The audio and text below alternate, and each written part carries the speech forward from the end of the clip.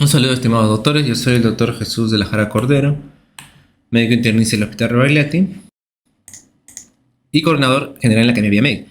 Ahora nos reúne el tema de manejo del paciente intoxicado. Ahí están mis redes, si quieren seguirme. Y empezamos con un caso también de la vida real. Paciente de 38 años que es encontrado por sus vecinos en su casa, ¿no?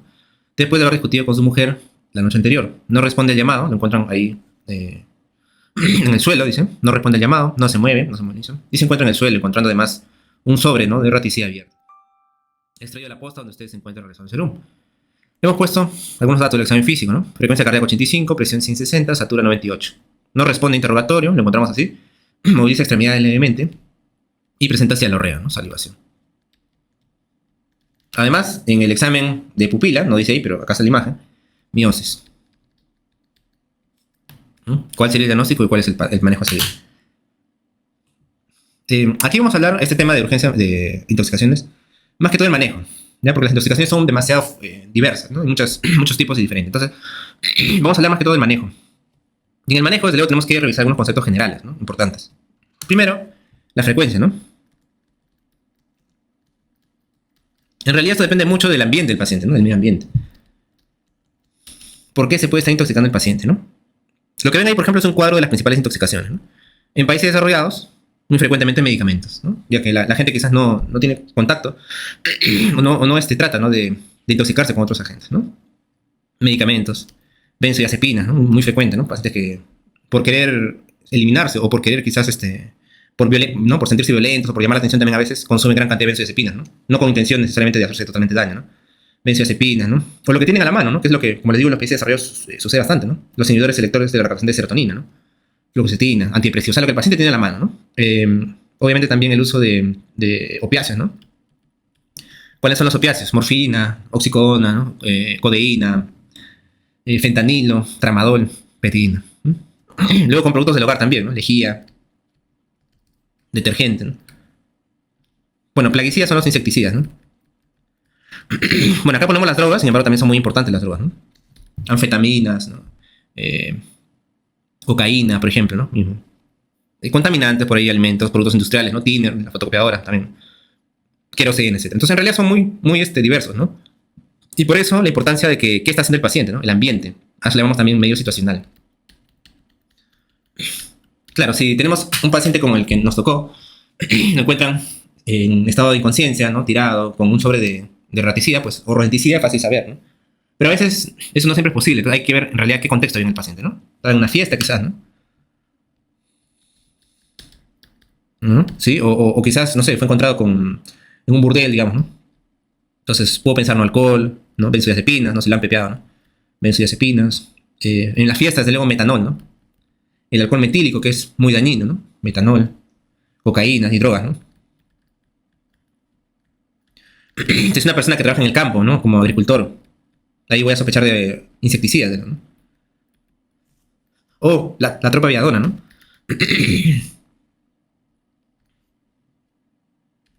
Y desde luego, pacientes que tienen fármacos, ¿no? Como les decía, ¿no? Una pregunta, algo que les pueden preguntar o que ustedes deben saber, ¿no? Pacientes con cáncer oncológico, ¿no? Muy frecuentemente, como tienen ellos terapia para el dolor, un dolor muy difícil de tratar, entonces con opiáceos puede ser, ¿no? Su intoxicación. O intoxicación por paracetamol, ¿no?, etcétera. Entonces, depende mucho del ambiente en el cual está el paciente, ¿no? Bastante. Y la exposición, ¿no? A veces trabajos también, ¿no? Trabajos.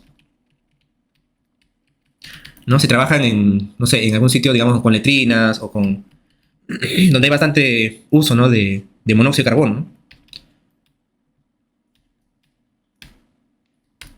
No van a estar un incendio, desde luego que el incendio tiene que ver también con monóxido, ¿no? Incendio. Aquí en el monóxido, acuérdense ustedes, no vamos a tocar absolutamente todo, ¿no? Pero en el monóxido el tema es oxigenar, ¿no? Oxígeno, ¿no? O sea, oxígeno, aunque sature bien, ¿no? Ese es el tratamiento, oxígeno. Y obviamente el ABCD, ¿no? Exposiciones, ¿no?, en minas, ¿no? Al plomo. Plomo te da dolor de cabeza, por ejemplo, etcétera, ¿no? Y el diagnóstico obviamente es difícil, hay que hacer una prueba especial, ¿no? Esas son ya intoxicaciones más crónicas, ¿no?, que no vienen al caso tanto, pero para que más o menos sepan el espectro, ¿no?, de todas las intoxicaciones que pueden ver, ¿no? Aquí en realidad lo más importante para ustedes es reconocer los toxíndromes, ¿no? Eso es algo que ustedes sí o sí deben saber. ¿Qué son los toxíndromes? Los toxíndromes son síndromes de las principales intoxicaciones, ¿no? ¿Y por qué recalco el síndrome? Porque justamente Acá se puede llegar al diagnóstico, se va a hacer evaluación de las principales características semiológicas del paciente, sin necesidad de exámenes auxiliares, ¿no? Por eso agrupamos los llamados TOC síndromes, ¿no? Que de manera simple me permiten más o menos diferenciar y catalogar qué tipo de intoxicación tiene el paciente. No sé quizás el agente en especial o exacto, ni tengo la prueba diagnóstica en cuanto a valor de, no sé, dosaje, etcétera, pero sí la sintomatología me hace presuponer un síndrome y por lo tanto puedo dar tratamiento, ¿no? Entonces, eso es lo más importante que deben recordar. Entonces, tenemos un TOC síndrome simpático mimético, ¿no? Acá, por ejemplo, está todo lo que son los adrenérgicos, cocaína, anfetamina, ¿no? Y todos los adrenérgicos en general, ¿no? Todos los adrenérgicos. Luego tenemos el síndrome colinérgico. Acá tenemos a los insecticidas y también a los carbamatos, ¿no? Como es el caso del ejemplo, los carbamatos. Los carbamatos también se usan como rodenticidas, ¿no? Opiáceos.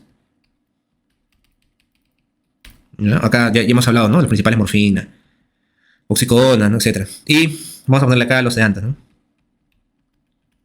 Benzodiazepinas. Ahora vamos a mencionar algunos. ¿Qué evaluamos aquí, doctor? El estado mental y las funciones vitales, ¿no? Frecuencia cardíaca, presión arterial, frecuencia respiratoria, temperatura, pupilas, ¿no? Importantísimo. Entonces, si ustedes se acuerdan, vamos a empezar por acá, ¿ya? Si ustedes se acuerdan, la clase de fármaco, los simpático-miméticos son aquellos que favorecen la adrenalina, ¿no? Y el sistema adrenérgico, comandado por la adrenalina y la noradrenalina, causan a nivel del corazón tres cosas, ¿no? Aumento de la frecuencia cardíaca, aumento de la contracción y aumento de la conducción cardíaca eléctrica, ¿no? En el primer caso, pues tenemos un cronotropismo positivo, tenemos en el caso de la fuerza un inotropismo positivo y en el caso de la conducción dromotropismo positivo, ¿no? A nivel del bronquio, acuérdate, tiene muchas funciones. La adrenalina genera broncodilatación y a nivel de las pupilas genera midriasis, ¿no? Midriasis. Pupilas dilatadas, ¿no? Pupilas grandes, como quieras llamarlo, ¿no? ¿No? Paciente que consume cocaína, entonces, la pupila bien dilatada, ¿no? ¿Cómo va a estar el estado mental? Agitación, eufórico, ¿no? Grita, etc. Está bastante agitado. Agitado en estado mental es exultante, ¿no? La frecuencia cardíaca está por las nubes, incluso puede haber arritmia.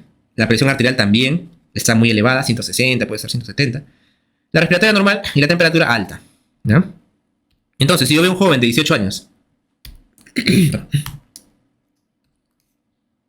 si yo veo a un joven de 18 años que me llega de la fiesta, ¿no? Y me llega exultante, con presión 160 con 100, frecuencia cardíaca 120 y midriasis, muy probablemente ha tenido una intoxicación o ha consumido cocaína, ¿no? Por eso les digo, entonces, en estos pacientes jóvenes, una presión alta no es normal, 110, 120. Si está con hipertensión, e incluso algunos pueden hacer ACV o infarto del corazón, ¿no? Cocaína, anfetaminas, ¿ya? Entonces, con esto, esta sintomatología, tú ya me haces el diagnóstico, por eso te digo, por eso se llaman TOC síndromes, justamente, porque la sintomatología es en base solamente a síndrome, pero con eso ya puedo ir avanzando, digamos, ¿no? En el caso del colinérgico, ¿no? Ahora vamos a hablar un poquito más adelante del tema de los colinérgicos representados por los insecticidas, ¿ya? El paciente puede estar en somnolencia o coma. Somnolencia o coma a veces puede llegar, ¿no? Lo más probable es que sea como el paciente que hemos visto, ¿no? En la parte de la frecuencia cardíaca puede estar normal o baja, ¿ya? Normal o baja. La presión arterial también, normal o baja. Frecuencia respiratoria sí, va a estar normalmente alta, el paciente va a tener un poco de agitación. Y la temperatura también puede estar normal. Las pupilas, más bien, ¿cómo van a estar? Las pupilas van a estar mióticas, ¿ya? Miosis. El colinérgico se opone muchas funciones, la acetilcolina, acuérdate, se opone muchas funciones a la adrenalina. Si la adrenalina me causa midriasis, la acetilcolina me causa miosis, me causa broncoconstricción. Y a nivel de la salivación me causa aumento de cialorrea, ¿no? El familiar te va a decir, está botando espuma por la boca, ¿no? Cialorrea. ¿Qué más? ¿Qué otras cosas causa el sistema colinérgico? Lagrimeo, ¿no? El paciente se puede haber orinado, micción y defecación. Acuérdate que el colinérgico relaja el esfínter vesical. Entonces el paciente puede venir con micción, una vez orinado, defecado. Y desde luego también peristaltismo aumentado. El movimiento del trato digestivo, ¿no? Peristaltismo aumentado, ¿ya? Colinérgico. Entonces, son muchos síntomas, ¿no? Característicos que ustedes pueden ver, ¿no? En el sistema colinérgico, ¿no? En este caso la intoxicación por insecticidas, ¿no? Fasciculaciones también. Por lo tanto, si viene un paciente, ¿no? Pierde conciencia, se diarrea, se ha hecho micción, ¿no? Y al ver las pupilas le encuentro miosis, eso también le decimos pupila puntiforme, ¿no? ¿No? Imagínate que hace la pupila, ¿no? Puntiforme también le dicen porque es una miosis, entonces probablemente estemos ante una intoxicación por colinérgicos, ¿no? Que ese es el caso del paciente. Y vamos a ver otros síndromes, por ejemplo. El opiáceo, ¿no? En el opiáceo, acá hablamos luego de morfina, heroína también es una droga, ¿no? Es una droga. El paciente me puede venir en coma, ¿no? De hecho que en el caso del opiáceo tenemos una triada, ¿no? Tres síntomas importantes, tenemos miosis, tenemos coma y apnea, ¿no? Porque a nivel de la frecuencia respiratoria, esta característicamente va a estar disminuida, ¿ya? Característicamente, la frecuencia respiratoria va a estar muy baja. La frecuencia cardíaca puede estar disminuida y la presión normal y la temperatura también. Pero los medicamentos de tipo opiáceos se caracterizan porque entre unos efectos, es un efecto prácticamente innato de presión respiratoria. Obviamente eso aumenta con la dosis, ¿no? Por eso que en la intoxicación el paciente va a tener una depresión respiratoria.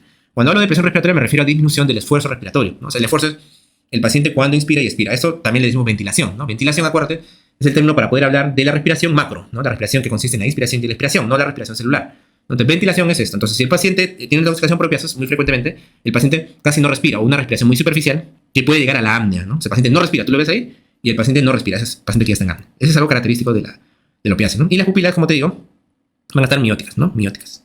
Igual que en el caso de la adrenal. Ahora, acá obviamente, en el caso, igual que con el acá obviamente el paciente tiene el antecedente de haber consumido, ¿no? Algún tipo de sustancia, tipo heroína, o en todo caso, en su defecto, generalmente usuario de algún tipo de opiáceo, ¿no? O sea, algún tipo de necesariamente opiáceo. Y en el caso de los sedantes, ¿no? Acá hablamos de las benzodiazepinas. ¿Cuáles son las benzodiazepinas? ¿No? Diazepam, flurazepam, lorazepam, alprazolam, clonazepam. Frecuentemente solas, se dice, o sea, cuando se dan solas, no deberían causar problema, ¿ya? O sea, una intoxicación solo por benzodiazepinas normalmente no sucede tanto, pero cuando hay factores predisponentes o factores agravantes, ahí la cosa cambia. ¿Cuáles son estos factores, doctor? Alcohol, ¿no? El alcohol potencia el efecto de la benzodiazepina. Por eso incluso a veces fallecen, ¿no? Personas cuando los pepean porque les dan alcohol y además benzodiazepina, ¿no? Y náuseas enormes. Entonces pueden fallecer incluso. Alcohol le da al paciente, ¿no? Paciente muy anciano también, menos metabolismo y más daño. Y obviamente el paciente que ya tenga un problema de insuficiencia respiratoria. Si es un paciente con neumonía, ¿no? Y le damos benzodiazepinas, por ejemplo, para que duerma mucho, entonces podemos generarle más problemas, ¿no? Quizás de un paciente que no tenía ningún problema respiratorio, bueno, pasaba, digamos, casi desapercibido, ¿ya? Acá el paciente clásicamente va a estar somnoliento, o sea, no va, o en coma incluso, ¿no? El que está con benzodiazepina está contra, se le dice planchado, ¿no? En cuanto a la presión, frecuencia cardíaca normal, presión baja, ¿sí? Frecuencia respiratoria baja y también la temperatura, ¿no? También característica. Temperatura normalmente baja, para que va a estar frío, ¿no? Pupilas, normalmente no hay alteraciones, acá no debería haber alteración. ¿Ya? Y estos de aquí, entonces, doctores, son los toxíndromes más importantes y frecuentes, ¿ya? Entonces, si ustedes están ante un paciente así, ¿no? Con alguna característica, nosotros vamos a poder englobarlo. Entonces, vamos a regresar al caso clínico, solamente para puntualizar, ¿no? Este casito que hemos visto, vamos a ver acá, por acá. El paciente de 38 años, ¿no? Sí, que encontrado por sus vecinos y no responde, obviamente tiene un trastorno del estado de conciencia, ¿no? Y acude a la emergencia, donde tú estás, y encontramos una frecuencia casi normal, una presión también esperable, digamos, ¿no? Normal, y saturación 98, ¿no? El paciente también no está desaturado. No responde al interrogatorio, moviliza extremidades levemente y presenta cialorrea, ¿no? Salivación. Entonces, acá tenemos salivación por un lado, ¿no? Y por otro lado, miosis, ¿no? Trastorno de conciencia. Diagnóstico, entonces síndrome colinérgico, ¿no? Además, ¿no? Con el tema de erraticidad, obviamente es una intoxicación por carbamatos en este caso, ¿ya? Por carbamatos. Y ahora vamos a ver el tratamiento más adelante. En realidad, como casi todos los tópicos de urgencia, ¿no? Todo va por el tema del ABCD, ¿ya? Un paciente intoxicado que me llega a la emergencia, a mi posta, tiene que pasar por el ABCD primero, ¿no? El tema del toxíndrome, como ustedes ven ahí en ese cuadro, idealmente es al final. Acá sí es al final, ¿ya? Estamos en el capítulo de toxicología. Primero hay que ver la vía aérea, ¿no? Que esté permeable, ¿no? Imagínate que esté salivando, o sea, hay que limpiarle, hay que aspirarle si es posible, ¿no? Si no reacciona absolutamente a nada, incluso se podría intubar al paciente, ¿no? Si estás en una pose y no lo puedes hacer, ¿no? Aspirarlo, mantenerle permeable, colocarle un tubito de mayo, ¿no? Ese tubito que se coloca en la lengua para justamente evitar que se caiga la lengua hacia atrás. Luego la parte respiratoria, el B, ¿no? Mantener la oxigenación y la ventilación adecuada, ¿no? Doctor, el paciente no respira. Bueno, si el paciente está en apnea, pues hay que ventilarlo, ¿no? Este paciente que le estoy mostrando claramente no está en apnea, está respirando, saturado muy bien, como han visto en 98, ¿no? Pero doctor, si me da un paciente intoxicado, pues yo veo que no respira, entonces, antes de hacer cualquier otra cosa tengo que darle respiraciones, ¿no? Como les decía, hay que tener un oxígeno, hay que tener el ambú, ¿no? El ambú que va a una mascarilla para el paciente, el ambú, y el ambú lo conectas al oxígeno, ¿no?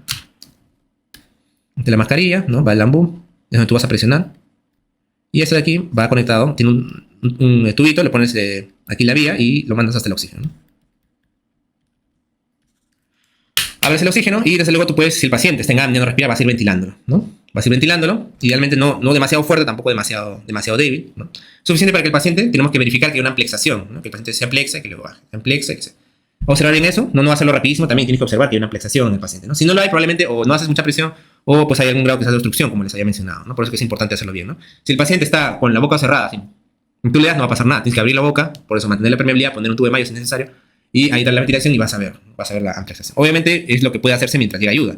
Si el paciente está en apnea completa y alguien lo puede intubar, le puede poner un tubo endotraqueal y esto conectarlo al oxígeno, pues ahí al ambú y luego al oxígeno más fácil, ¿no?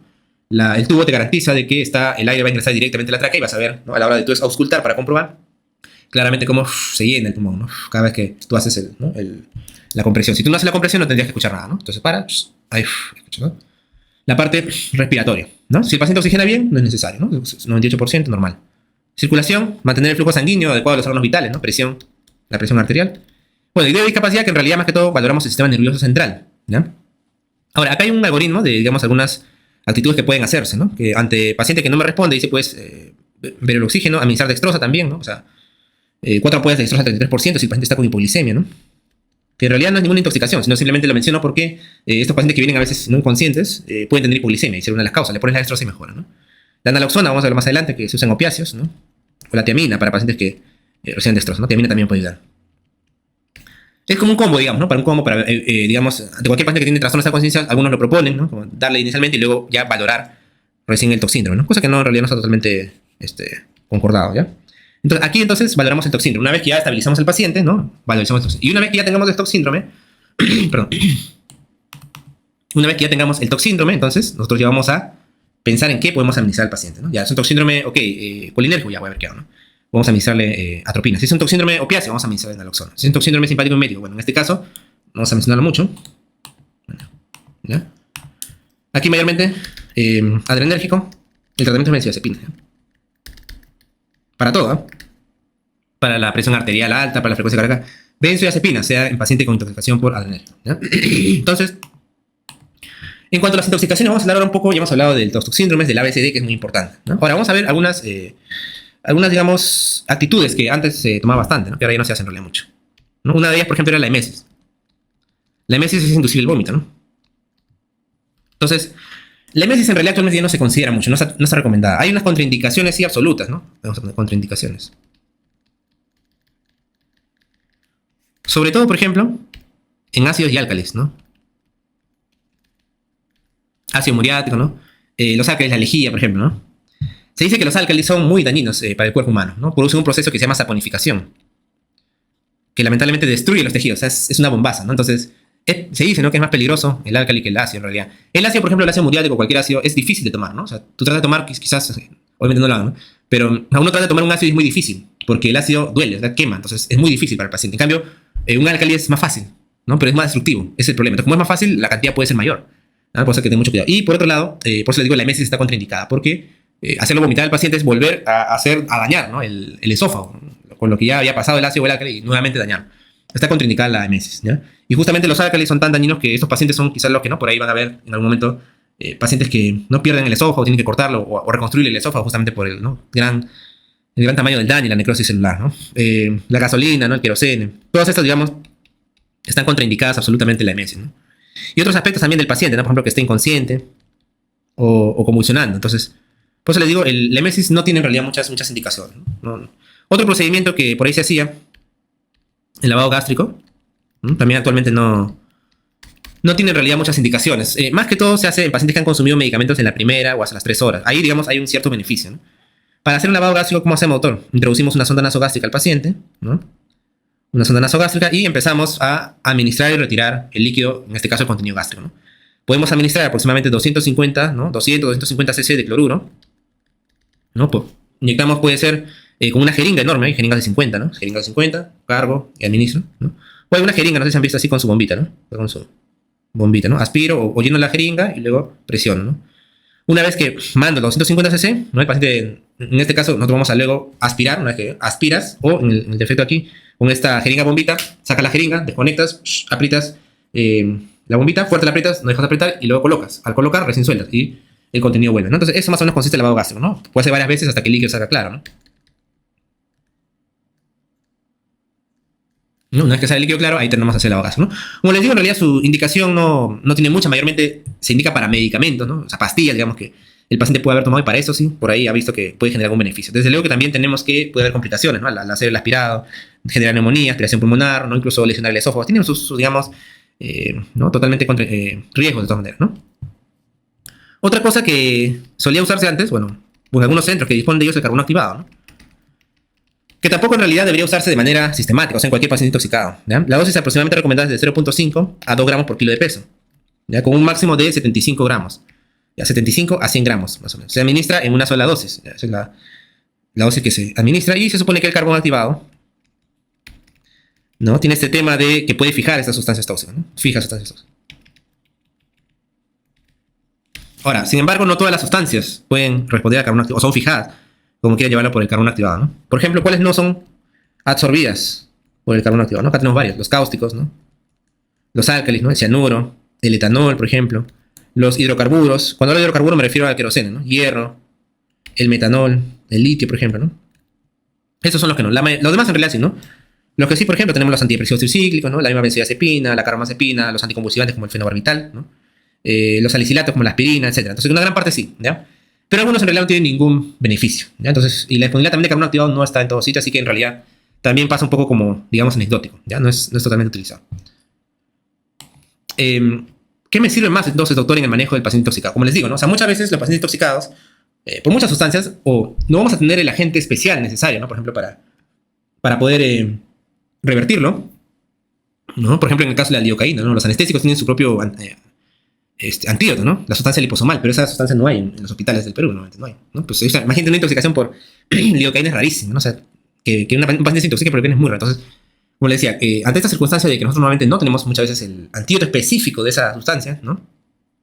O en todo caso, ese antídoto está pues, en un centro muy lejano para poder llegar. Entonces, lo más importante es poder reconocer el toxíndrome del paciente para poder administrar lo que sí puedo administrar. Que ahora estamos comentando, la benzodiazepina, la atropina. Eso sí puedo administrar porque son medicamentos que tengo disponibles. Y por otro lado, lo otro importante es el ABCD, ¿no? Que ahí sí yo puedo ayudar al paciente. Y como les digo, cualquier intoxicación el paciente puede llegar a esto.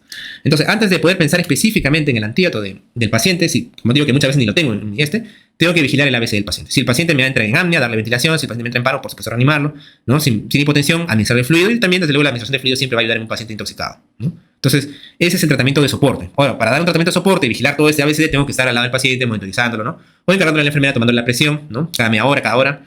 Presión, saturación, frecuencia cardíaca. Entonces, con eso en realidad me ayuda bastante. Como digo, muchas veces en realidad no tenemos, ¿no? Incluso en el hospital, te digo, no hemos tenido algún antídoto y el paciente tranquilamente sale, porque simplemente lo observas, lo hidratas, estás pendiente de esto. Este es el manejo de soporte más importante, ¿ya? Que todos debemos recordar. Ahora, pero vamos a nosotros justamente mencionar lo que sí probablemente ustedes van a tener disponible en la posta y vamos a poder, por eso así, sacarle el jugo, ¿no? Por ejemplo, en el caso, vamos a mencionar varios casos, ¿no? Acá la benzodiazepina, ¿no? ¿Se acuerdan que les había hablado en una clase del coche de paro, ¿no? Entonces, algunos medicamentos que debes tener en el coche de paro, igual, idealmente, ¿no? Naloxona, adrenalina, noradrenalina, clorfenamina también, ¿por qué no? Flumacenilo, naloxona, que son antídotos de principales toxígenos. Por ejemplo, en el caso de la benzodiazepina, tenemos al famoso flumacenil, ¿no? Flumacenil. Ese es el antídoto específico del paciente que consume benzodiazepinas, ¿verdad? ¿Cuál es la dosis de flumacenilo? 0.2 miligramos endovenoso. Máximo, idealmente 1 miligramo, ¿no? Máximo, idealmente 1 miligramo. 0.2 miligramos endovenoso. Así tú le metes la ampolla nomás hasta 0.2 miligramos endovenoso. Puedes repetir 1, 2, 3 veces, dependiendo si el paciente tiene la respuesta, ¿no? El paciente tendría que tener un poco más de conciencia, desde luego, porque la benzodiazepina fundamentalmente me provoca eso, ¿no? Y normalmente esto de aquí, nosotros lo hacemos ante un paciente que está con bastante depresión, ¿no? Del sensorio, un plasma menor de 12. ¿Ya? Entonces, si el paciente está, por ejemplo, ¿qué te digo? Un poquito sonoliento, me habla gangoso, y no es indicación necesariamente usar flumacenilo, ¿ya? Entonces, un paciente realmente que tiene un plasma menor de 12, que está muy comprometido, podemos administrarlo. Y el flumacenilo también funciona bastante bien, ¿no? Como les digo, ahora, cambia el contexto, sí, esto está en un hospital, ¿no? Que ahí, por ejemplo, tiene una neumonía y aparte, ¿no? Le han puesto benzodiazepinas, eso ha empeorado y está desaturando, está morado, está cianótico, entonces ahí tú le das, ¿no? Flumacenilo, quizás de manera más pronta, y lo vas monitorizando, pero le sigues administrando, porque en realidad le va a beneficiar, ¿no? A este paciente quizás que está hundiéndose, ¿no? Ese es otro contexto. Y desde luego también el soporte respiratorio necesario, ¿no? En el caso de las opiáceos, doctor, también nuevamente no creo sinceramente que te topes con muchos de estos casos en el serum. Mayormente, ¿no? Medicamentos así no manejan tanto, aunque deberían hacerlo, ¿no? Usar codeína, usar morfina, etc. ¿Cuál es el antídoto aquí? Aquí el antídoto, naloxona. Naloxona. También viene en una ampolla. Esta ampolla deberías tenerla también idealmente, como te digo, en tu coche de paro, ¿no? Naloxona. Dosis 0.2 a 0.4 miligramos. Esto se da en casos leves, ¿no? Paciente, por ejemplo, que no me habla absolutamente nada, pero todavía está despierto, pero no me habla absolutamente nada, ¿no? 0.4 a 0.8 miligramos ya en casos graves. ¿Ya? Casos graves. Coma profundo. Paciente que no despierta por nada del mundo, hay una depresión respiratoria. Y si el paciente ya me entró en apnea, 1.2 miligramos, ¿no? O sea, el paciente que ya no respira, ¿no? Tú le ves, le pones aquí la mano, le vas viendo y no respira. Acuérdate que la respiración del La mujer, ¿no? Más torácica se dice y el varón más abdominal, ¿no? Entonces el varón quizás en el abdomen siente más la respiración, el movimiento me refiero, y en la mujer la parte torácica, ¿no? Ahí siente más el movimiento de la respiración, ¿no? Entonces el paciente que está con apnea, 1.2 miligramos. Normalmente el paciente con eso también debería mejorar. Tú puedes repetirle después de 1 o 2 minutos.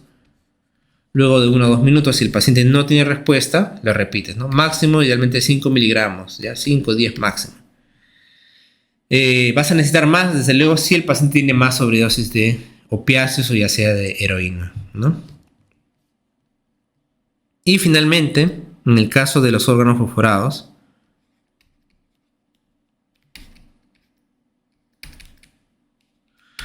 esto siempre considéralo. Entonces, en el caso que hemos visto, ¿no? Un raticida que tiene carromatos, pero otro evento muy común, como les digo, es la intoxicación con órganos fosforados por insecticidas en el campo, ¿no? Normalmente las cosechas, para evitar justamente que sean devoradas por las plagas, que toda la cosecha se pierda por los insectos, entonces se usa insecticidas, ¿no? Estos insecticidas, como tienen un fósforo en su estructura, se llaman órganos fosforados, ¿no? ¿Cuáles son ellos? El Malathion y el Parathion.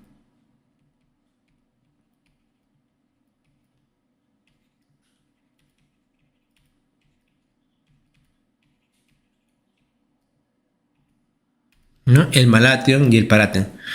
Entonces el paciente puede intoxicarse, ¿no? Ya sea, por ejemplo, si es la persona que está rociando, ¿no? A veces, idealmente diría con mascarilla, protector dérmico totalmente, ¿no? O en todo caso, paciente que puede estar por el campo también paseando y puede aspirar a ello, ¿no? De todas maneras, estos pacientes deberían retirarse la ropa, ¿no? Y lavarlos, porque el órgano fosforado te puede intoxicar a ti incluso, ¿no? O sea, tienes que tener cuidado. Si el paciente viene con una intoxicación de órgano fosforado, retirar la ropa, obviamente con guantes, ¿no? La retira la ropa, que también puede estar impregnada, y lavarla y bañarla. Prevenir la intoxicación por órganos fosforados, ¿no? Luego, obviamente, igual tienes que ver el ABCD, ¿no? Como cualquier paciente, si está en apnea, tienes que intubarlo, darle hasta llevarlo a un ¿no? A un hospital, etcétera, donde el colega tenga un ventilador, si está totalmente en apnea, etcétera, ¿no? O si está oxigenando o hipotenso, tienes que también hidratarlo, ponerle vía, ¿no? El manejo, pero sí específico, o sea, ya que hago específicamente, ¿no? El antídoto es la atropina. Igual la atropina debería estar en todos los coches de paro ¿no? de clínicas, como siempre están, de hospitales, etc. ¿Qué hace la atropina? La atropina en realidad es un antagonista colinérgico, ¿no? Entonces inhibe los efectos a nivel colinérgico, que justamente son los que están despertando los órganos fosforados, ¿no? La dosis de atropina es de 2 a 5 miligramos endovenoso. Todo esto de acá que les hablo es endovenoso, por si acaso, ¿no? 2 a 5 miligramos endovenoso, ¿ya? Podemos repetir cada 3 a 5 minutos, ¿ya? Cada 3 a 5 minutos hasta que el paciente tenga la respuesta. ¿Qué respuesta es la que yo tengo que buscar en el paciente? Lo más importante, o sea, lo evidente es la midriasis, ¿no? El paciente, ¿no? Que me vino con una miosis, entonces yo le administro atropina a la dosis 2 a 5 miligramos cada 3 a 5 minutos. Y ahí idealmente tendría que registrar, ¿no? A ese procedimiento le decíamos antes atropinización, ¿no? Atropiniza al paciente. Puedes hacer tu cartillita o en la historia clínica, ¿no? Haces una cuadrícula, frecuencia cardíaca, presión arterial, pupila, ¿no? Tamaño de pupila, ¿no? Y vas poniendo ahí si está midriática, miótica, etc., ¿no? El paciente viene con una pupila puntiforme. Cuando la pupila ya aumente de tamaño, ahí estamos más o menos seguros que la dosis es la correcta, ¿no? Respiratoriamente. Perdón, la pupila, ¿no? Despierta también, ¿sí? Si la respuesta es si despierta, ¿no? Y si el paciente está despierto, como a veces sucede que el paciente está despierto, por ahí habla, también la sequedad en la boca, ¿no? Porque acuérdate que el colinérgico causa cialorrea. También cuando él diga siente la boca seca, también es una dosis ya más o menos segura, ¿ya? Entonces, con esa respuesta del paciente, ahí nomás suspendemos la atropina. Hay que chequearlo de todas maneras, y realmente que se hospitalice mínimo unos días, ¿no? En un centro o un hospital, si tienes psiquiatra, de todas maneras, ¿no? El paciente que si ha tenido algún tipo de autolesión, no puede salir de alta sin ser evaluado por salud mental, ¿no? De todas maneras. Y por otro lado también tenemos otro medicamento, ya que es la prelioxima. La praldioxima, vamos a poner acá. La praldioxima lo que hace es reactivar a la acetilcolinesterasa inhibida, acetilcolinesterasa. Acuérdate que la acetilcolinesterasa es una enzima que destruye la acetilcolina. Entonces, en este caso, lo que va a hacer la praldioxina es reactivar a esta acetilcolinesterasa y por lo tanto va a disminuir, ¿no?, el efecto de la acetilcolina.